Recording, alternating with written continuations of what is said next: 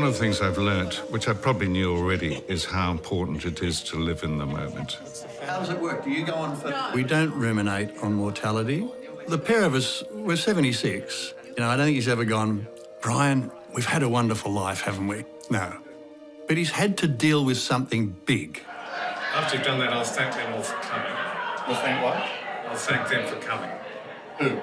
The audience. The audience. Oh, right, okay. It must be a terrible weight, you know, is this the end? Let me ask you a question. If I hadn't sent you one, would you have bought it? Oh, mate, I'd have bought 10. It didn't stop him, you know, being Sam. Such a liar. Of course you're going to poke fun at each other. You certainly are not going to be sacred about each other or anything. Can you switch it on? I mean... Like, and it better be on. Scary. Please welcome the incredible Mr. Sam Neill.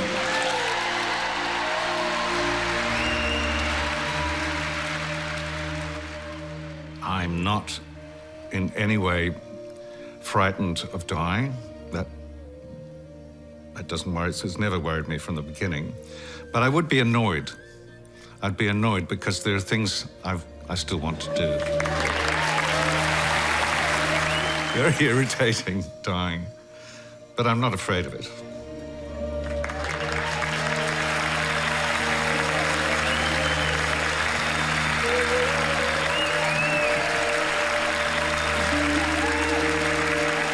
Okay, we're good.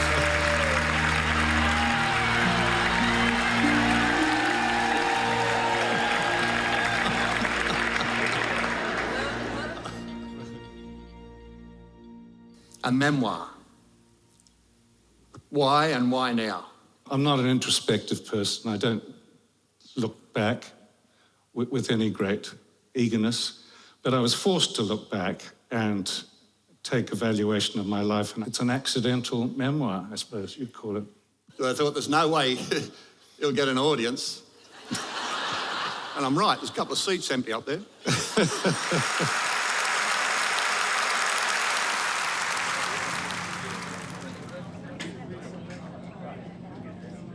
I would have never imagined that I'd still be working, but I don't seem to be stopping. There are a few things more enjoyable than actually rocking up on a set. Don't move. Bigger. Why do they always have to go bigger?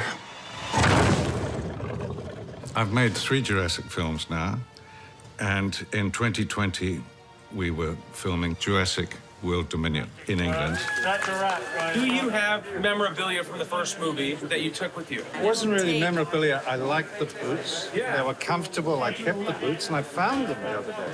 No! I was reunited with my old friends Jeff Goldblum and Laura Dern, and they're a real crack-up. Hey, she, sweet Laura Dern, so sweet. See it coming down the street. What? Is that Laura coming down the street? Sort of peak COVID year. We were locked up in a hotel. We saw nobody else for 4 or 5 months. And also, ain't she so nice? We just had each other for company, really. So we made a point of entertaining each other as best we could, and it was good fun. These precious days I'll spend with you.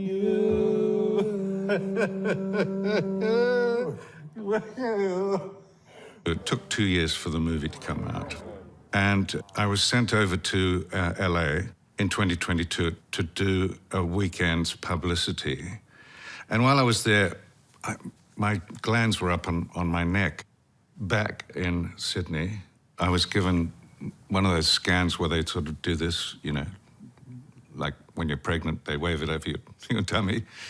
And the nurse dropped her piece of equipment and ran out of the room. He comes back to New Zealand. It was wonderful to have him back for the first time in 2 years. Within an hour, we got the phone call from his doctor, and I hear him say, well, when's the, do I need to start the treatment? Do I need to come back to Sydney? It's always a difficult conversation, particularly if you're not face-to-face with someone. What we found was the cancer A particularly rare kind of lymphoma, which is a non-Hodgkin's type of lymphoma, but it is quite rare and it's quite an aggressive tumour that, if not treated, can cause major problems very quickly. When he hung the phone up and we sat down and we had a little bit of a cry together, it was supposed to be a happy day. He didn't get to stay. I was in really a fight for my life, and yeah, everything was a new world, and a rather alarming world, I'd have to say. Yeah.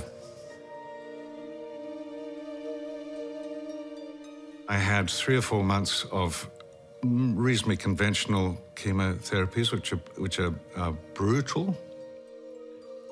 Yeah, that was the first night when I arrived there in Sydney. I ended up going out in a few months to go visit him, and I was shocked. And I broke down. I could barely hug him. He was just, you know, bones and skin. And then he was giving me a hard time for being upset about it and saying I was stressing him out. But I was going, what are you talking about, Dad? Like, you know, I care. I can't not care. There were times in the last year where I had to look at myself in the mirror, and I wasn't a pretty sight. I was stripped of any kind of dignity. He was in the middle of his first stage of the chemo, and he was supposed to have heard from his doctors. And I kept saying, Dad, you know, no news is good news. No news is good news. They'll call you. They'll let you know. And he started getting happy. He was dancing around the kitchen a bit, and then suddenly got a call. And he came back and said, oh, Timbo, it's not just back, it's back and it's worse. So that was harsh, man. That was pretty brutal. I was surprised. I was obviously concerned, as he was, that his disease was behaving in such an aggressive way. The tumour started to outsmart the drugs before we even got through the first regimen. I didn't know really how long I had to live. And I thought, yeah, I should probably write something down for my children, my grandchildren, because I may not be here in a couple of months, and it would be good for them to have a sense of me, you know, and some of the things that I've done.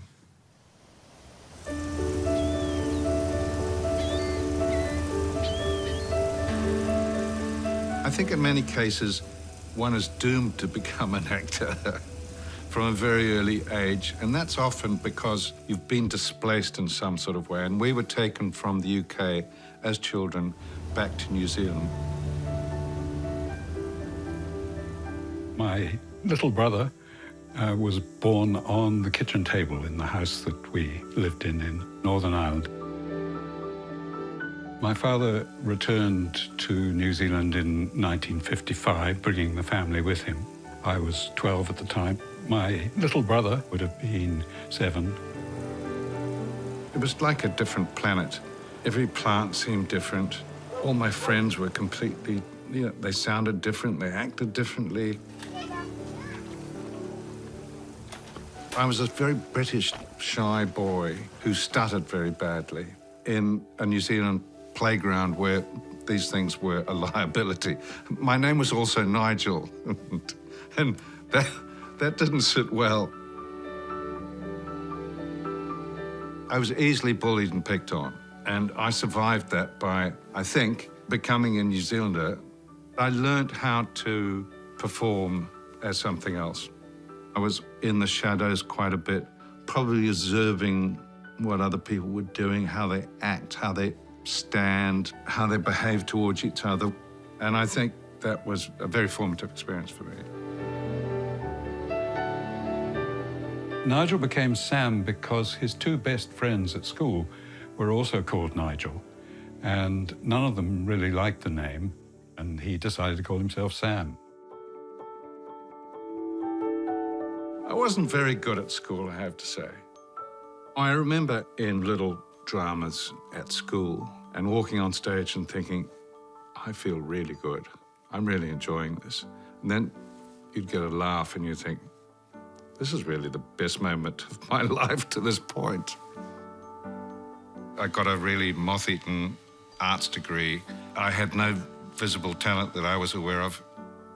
I never went to drama school. There was no drama school to go to, so I just had to learn on the job and watch good people. To begin with, I think our father was not terribly happy with this propensity for acting. And he used to keep saying, "When's that damn boy going to get a proper career?" I got picked up by Roger Donaldson and Ian Mune, who were making the first feature film that had been made in New Zealand for 17 years, and the first colour feature ever. Drop me a line if you find you the time and let me know how you're doing now. And it had me as the lead in it. Isn't this what you want? Isn't this what you do? The first thing you gotta do is you gotta learn to do as you're bloody well told. If doing what I'm told means taking orders from you, Bullen, then you can stick it. I was about to produce my brilliant career, and we'd been looking for the male lead for a long time, and I saw Sam in Sleeping Dogs, and I was absolutely transfixed. It was an instinct and completely instantaneous. And I just knew that we had our leading man. I thought we should get married. Well, what a handsome proposal. How could anyone say no? How dare you? I feel I'm more in debt to Australia than Australia is to me. And that completely changed my life. And I found myself in Sydney, which was the most exciting place I'd ever seen. I've been to London and Europe, but Sydney was different. It was a very interesting time to be here. So many good filmmakers. Turn over. 712, take one. Suddenly, Australia is telling itself it has a film industry again. We can make films just as well as anyone else. In the late 70s, suddenly there was an emphasis on making Australian film, telling culturally significant stories. What's a pagan? Well, it's somebody who doesn't believe there's a divine being dispensing justice to mankind. I'm a pagan too. We were both lucky enough to be involved in a couple of projects that the world really took notice of. Him with My Brilliant Career and playing the lead in it, and me doing Breaker Moran and having a wonderful part in that. Flags flew in honour of the large Australian contingent here for the festival. Where we really met and became friends was at a film festival in Sorrento in Italy, where they showed a lot of Australian movies. And the actors, We were young fellas, and so, you know, that friendship started then and pretty much has continued for 40 years. He's a lucky bloke.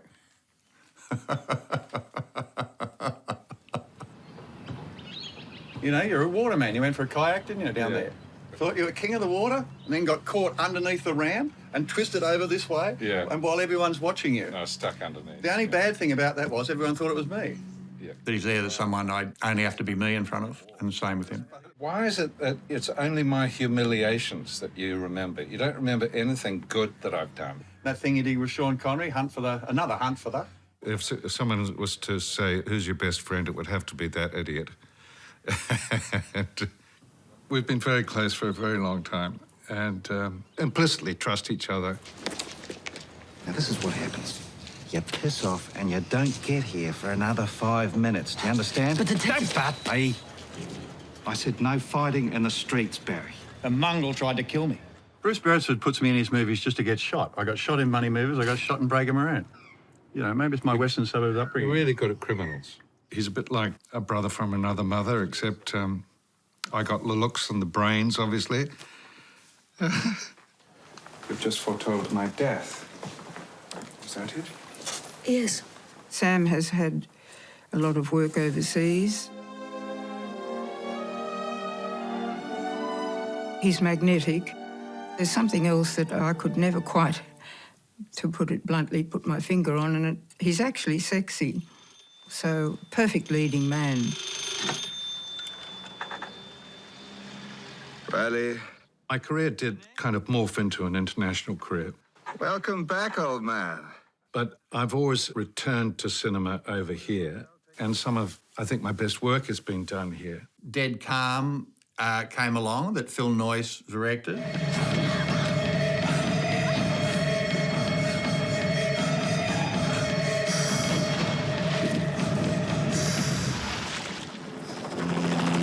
Then he got to play Michael Chamberlain in the Fred Schepisi movie Evil Angels. I don't know what God wants anymore. And the winner is Sam Neill for Evil Angels. Occasionally you feel very lucky. You get to work in something with which you are proud, and I am very proud of this film. Thank you very much.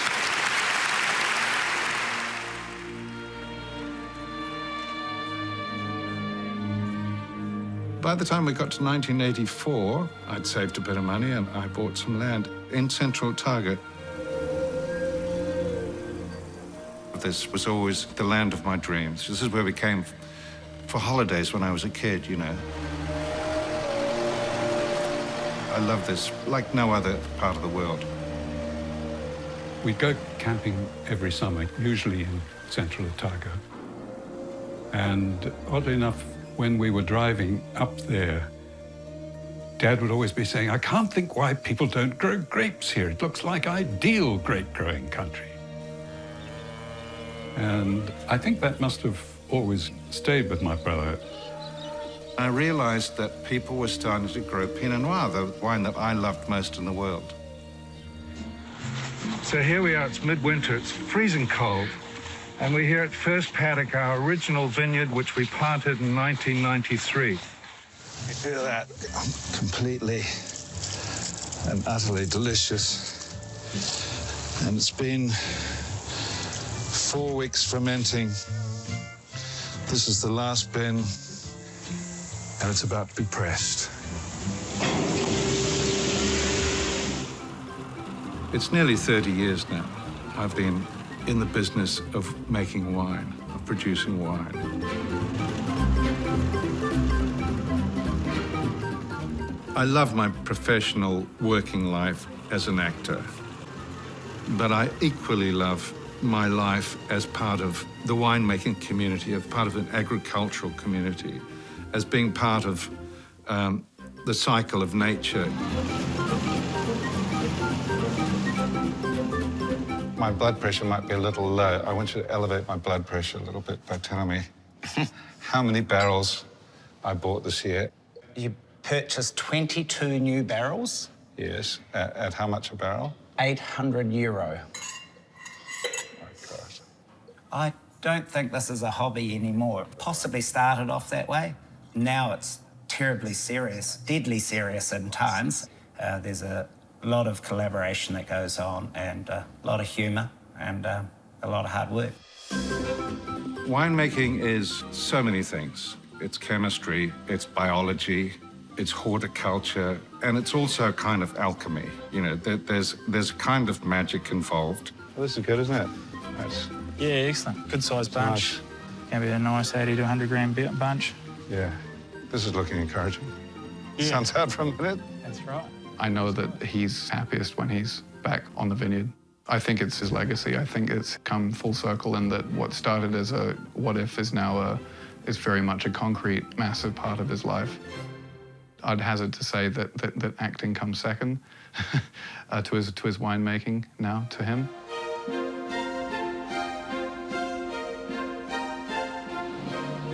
I do have friends that are stars. I wouldn't swap my life for theirs.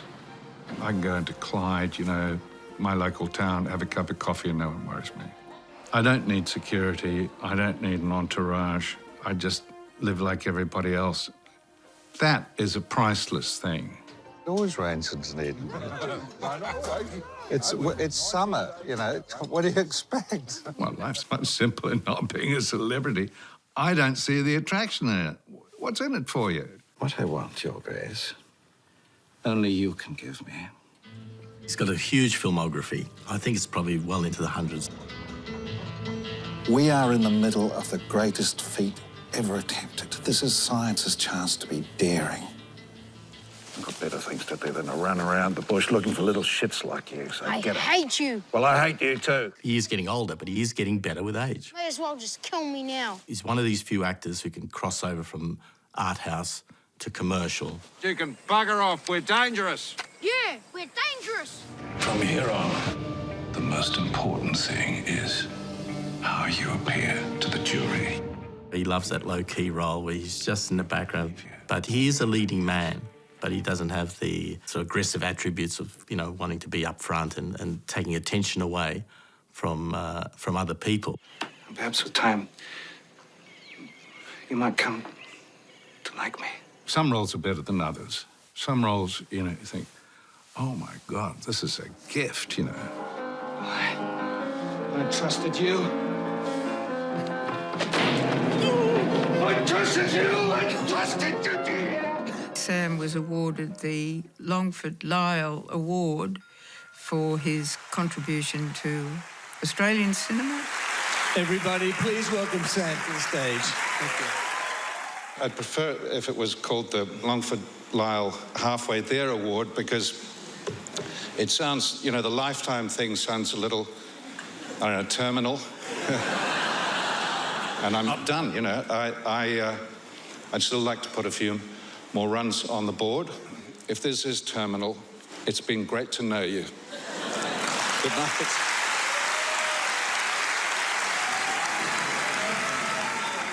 Of course, I'd be pleased to talk to you. My dad met my mum on the set of The Omen 3, The Final Conflict. Oh, well, Sundays I usually spend with Peter. Lisa Harrow is an actress who grew up in Auckland. Excuse me. For me, it was completely normal having both my parents in movies. It was a relationship that came to its natural end, but you know, they've remained on good terms, I think, which has been important for Tim growing up.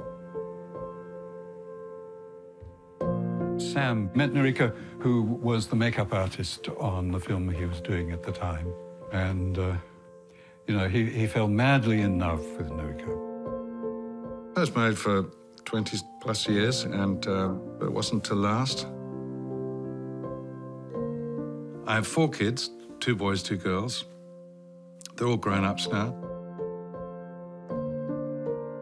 I think you could probably characterize my family life as being somewhat haphazard. Probably a lot of my parenting has been marked by absence for one reason or another, not the least of them being that my job entails travel a lot. I don't have any tickets on myself as far as parenting is concerned. At the same time, I'm not going to beat myself up about it. There are worse things a dad can do than be off working. He is a good dad. He's a very good dad. He's granddad, grad, as we call him. Now I have 8 grandchildren. This has to stop. I mean, I've only just got a handle on all their names anymore, and I'll be struggling. But they're adorable.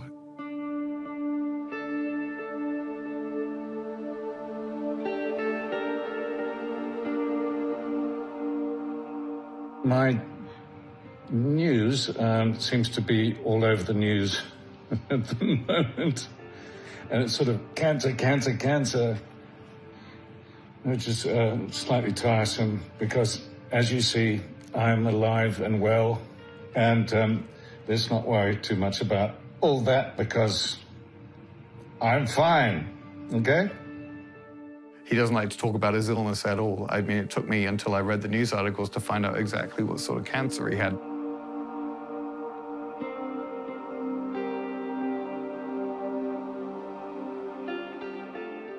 It's not interesting to me. I'm not interested in cancer. I've got other things on my mind, and it's not cancer. He shared with me sort of during that treatment that he had this idea of writing a book.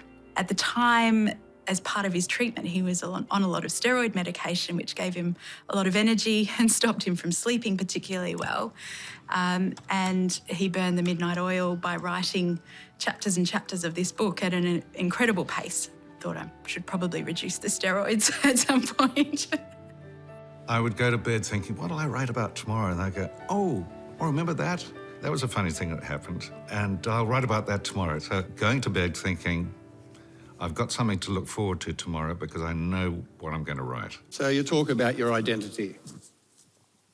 There are, if I'm honest, two selves in me. But inside, somewhere very deep, there lives a small, shy boy who sounds quite different. And his name is not Sam, it is Nigel. And every time my siblings use that name, that little boy squirms. Do you think Nigel, now, who is pretty insecure, not sure of himself, do you think that now he's Sir Nigel, he feels better? I knew you were going to brutalise me on this.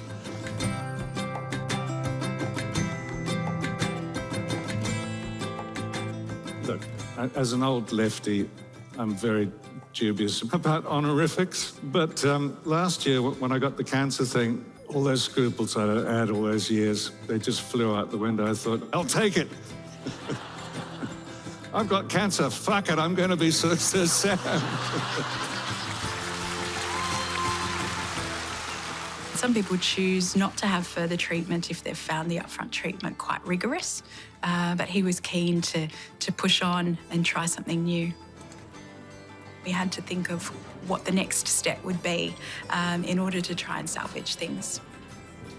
So for Sam's second line of treatment, I chose more novel agents, a drug which Sam responded brilliantly to very quickly. To everybody's surprise, it started to work. And that was a year ago now. And I have been in remission ever since then. And I'm immensely grateful for that. It's not something I can finish. I will be on this for the rest of my life. So because he's still in a remission, I think we can just do a blood test, just a cannulation through each cycle. Every 2 weeks I go in and get beaten up again. It's like going 10 rounds with a boxer. But it's keeping me alive.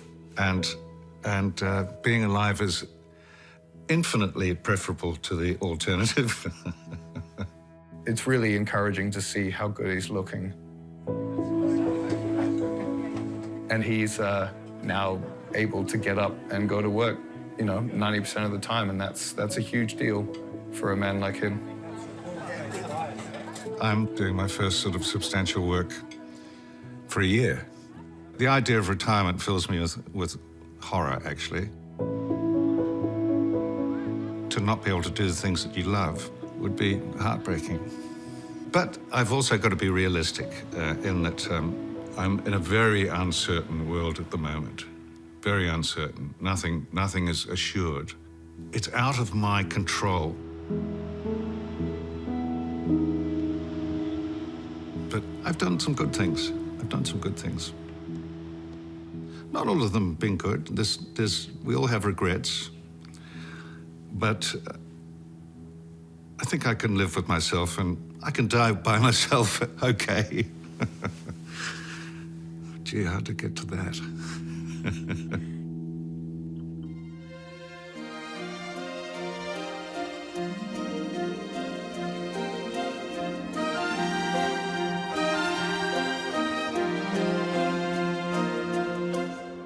Which of Bryan's roles would you most like to have done yourself? I do want to mention one film, The Good Wife. Yep, that was the first one we did together. And you're married to Rachel. Yeah. And I cuckolded you in that. Do you remember? Yeah, you do. You get off with her. Yeah. Well, the character gets off with the character. Yeah. And she never gets over him. Thank you all for coming. Sam Neill.